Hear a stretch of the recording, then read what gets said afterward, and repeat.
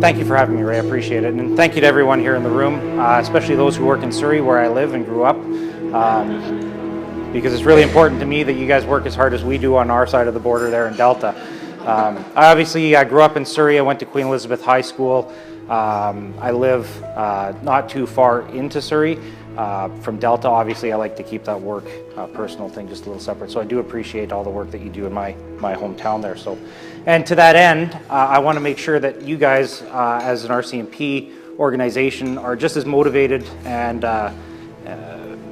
committed to going out there through your labor relations role with your supervisors. So I'm going to talk a little bit about what we do as an association in Delta. The number one chief thing that I hear from different people is, well, an association is just going to take $100 from me off my paycheck and it's not going to do anything, right? You always tend to hear that from people that I know that I worked with throughout the RCMP.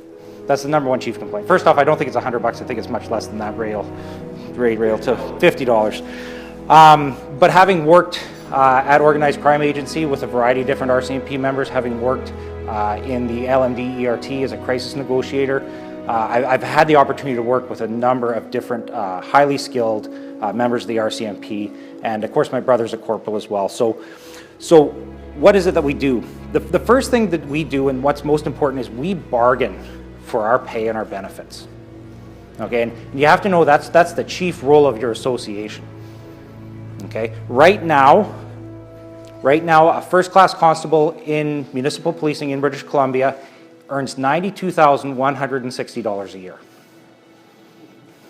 That is $10,000, and that's the first level. That's after 3 years. That is $10,000 a head annually of a first-class constable at the RCMP. And it's solely because we bargain for our wages. Okay, that's the number one thing we do. We bargain collectively for a contract that lays the foundation between the relationship between your association, between you, what you work for, and your management. And the biggest thing there, of course, as we just discussed, is the principle, and what you should be fighting for is the principle of equal pay for equal work. The 11900 block of 88th gets paid a little bit more than the 12100 block of 88th, and that should be concerning for people in Surrey especially.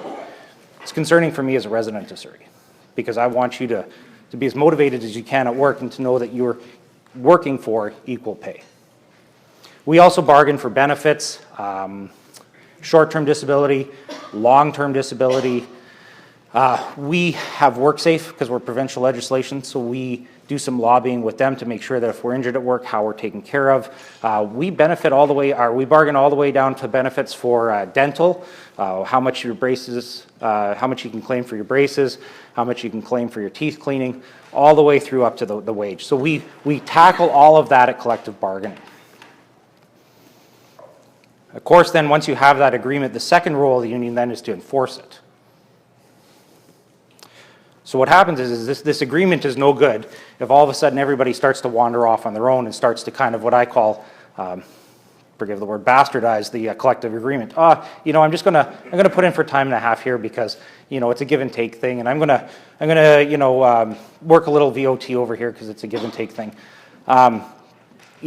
Yeah, certainly they're black and white and there's a lot of gray, but we need to make sure that our members, once we bargained, adhere to this bargaining agreement, but we also need to make sure that they're not taken advantage of either. All of a sudden the manager comes to you and goes, hey, you think you can work this Tuesday for time and a half? I know we just rebargain things and it says double time, but I need you to work time and a half because my budget really isn't that big. You think you could do that for me? Because it's about honor, right? Right? We wouldn't get that narrative. You come in and do VOT. Yes. No, well, any other file management issue. Here's the negative 1004. So here's your issue. So alone by yourself, all of a sudden you're in this position where you're going, hold on here. I've had to call for a babysitter today. I've had to pay out of pocket for childcare, and now I'm in managing this file because I don't have a system where they're taking care of me, making sure that I have the appropriate number of people working for the appropriate population. I've got too many calls on my desk. I've got all these things going on, and now not only am I getting paid $10,000 a year less, I'm now out of pocket for all these other things to come in on VOT. Now, don't get me wrong, you get out of a career what you put into this. I'm a staff sergeant. I've worked for 20 years. I'm proud of my organization. I'm proud of the work that we do. I'm proud to be in the Delta Police. We don't always fight with our managers. I need to be clear about this. We have a really good relationship, but that's part of the role of the union. Once that gets established, what we can do is we can enforce the CBA by saying, hey, I'm grieving it on behalf of this member here. This member wants nothing to do with the grievance. They don't want to be punished. They don't, they're afraid of all these things. We can take that off of you. Does that make sense? It's almost like our bar program where we say, okay, we have an inadmissible patrons program. So if you're a gangster and you're sitting in a restaurant in Delta or in Vancouver, we walk in and we say, look, you're not allowed here. We take that responsibility off the bar owners, so they're mad at us, right? Thick-skinned individuals, instead of being mad and coming back and retaliating against the restaurant owner. Does that make sense? So that's our role. So we bargain, and then we enforce the bargaining agreement. Now, I need to be clear about this.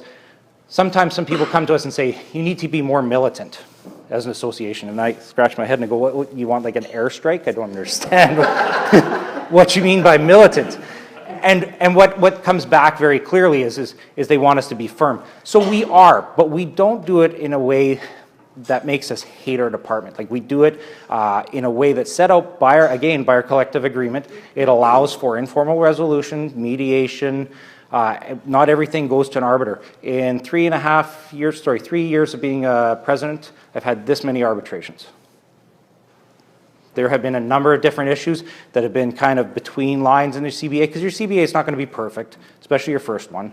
But what happens is we're able to find some sort of common ground. Our goal is to be collaborative in the informal resolution so that they can get what they need, we can get what we need, and you get what you need, most importantly. So of course, none of this comes out of any one person's pocket. It comes out of a treasury board. It comes out of a budget. And so people operate in budgets, and everybody's trying to manage different budgets.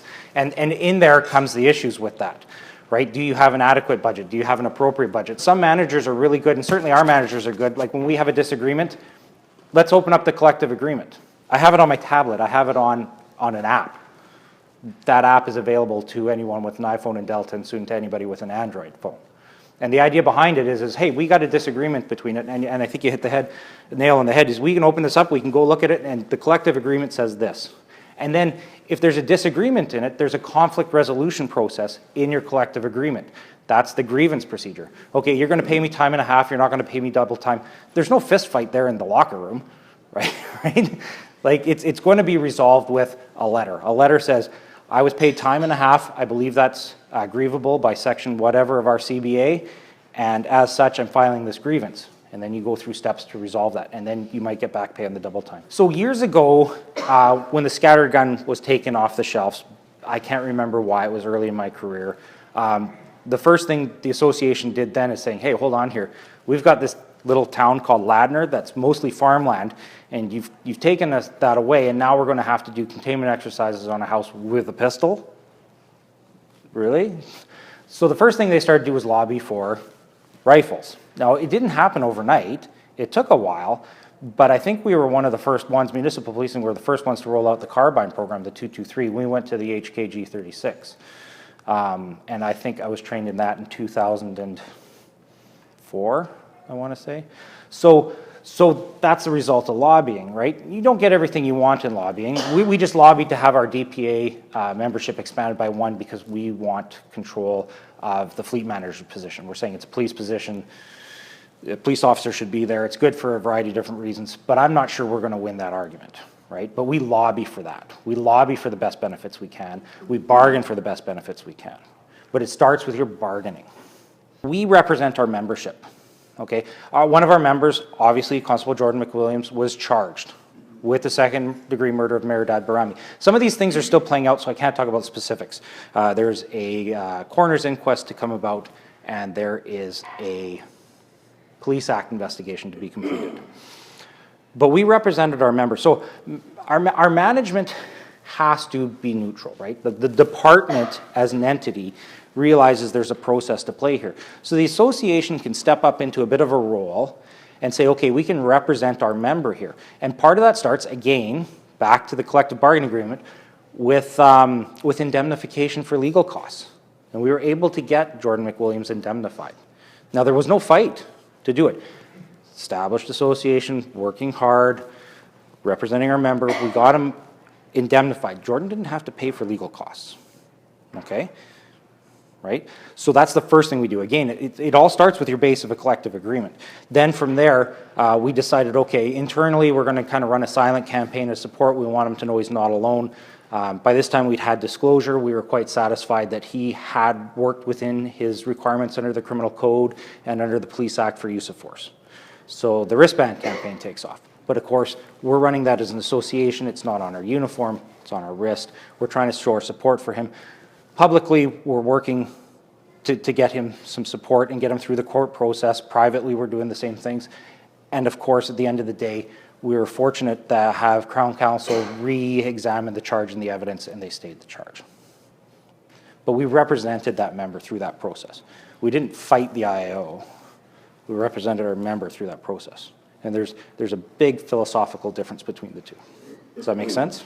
So just to bring us up to kind of, we've been all over the place. We bargain, we enforce the bargaining order, we do some lobbying, some representation. The other thing we do is we do a lot of benevolent work, and this is the work that's not seen all the time. So we have all these different benefits we bargain for: short-term disability, long-term disability. Of course, we lobby with WorkSafe for changes in the Act, the Workers' Compensation Act, so that if you have cumulative PTSD, that's the latest one, I think collectively fire, police, ambulance were able to get together, and we got that about 3 years ago, 4 years ago, might not even be that long ago. So we lobbied for that. So the benevolent work we do kind of fills in those gaps. So what happens when there's no benefit for somebody who's going through cancer procedures and is having to park and pay $50 a day at parking for Children's Hospital because they've got a kid who's sick, or at VGH because they have prostate cancer? We help out with some of that work. So we have a benevolent committee. We'll put requests for funding to them. They will choose. I've never seen them deny a request because most of the requests are reasonable. You know, so-and-so's out of the pocket for $400 for parking. Okay, here's a check, $400, and that covers that. So we do a lot of benevolent work. We made a $1,000 donation to the, sorry, I have to sound my left leg, the Cancer Society. They do an annual run in Delta. So it beats us having to hand the hat around every time we want to raise funds for something. We go to the benevolent committee for that. And really through these 4 things, what we do is we try and represent our membership to make sure that they get the best benefits they can in a timely fashion, that they're represented well. And the idea behind it is if you put that care behind them, the motivation, satisfaction, performance of your people you work with increases, right? That non-monetary thing, that thing that doesn't show up on a payroll sheet, that doesn't show up on, well, it might show up on your attendance and your sick time, right? So those kinds of things. And our management works with us to that end. Do we fight sometimes? Yeah, we do. Do we get along most of the time? Yeah, we do. So that's the role of the association. That's what we do in Delta, and that's what we've been doing for about 45 to 50 years. I would argue, yeah, there is change in your organization coming. It's not going to be easy, but it's worth it, and it shouldn't be something that's feared by your members. Again, this isn't the people who are not members of MPPAC. Yeah. This is about, can you as a group get to the point where you can bargain for your rights and start to work towards some of the basic principles. And I'm just going to start with equal pay for equal work.